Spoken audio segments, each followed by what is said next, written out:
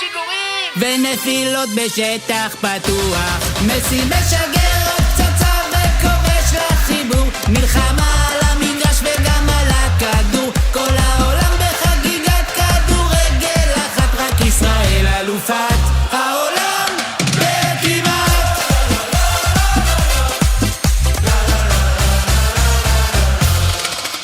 רונלדו בא במזרתי עם גמל, הקרמה תשלם ללמין ימל.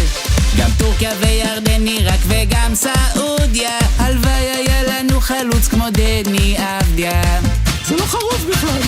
אהלן משגר טיל איזה שער אדיר, על כפר דלו שמעו גם בארץ עיר. בלינגרם בלי התראה משחרר פצצת מצרר, אבל קורטואה בשער ביירות נהדר. מסי משגר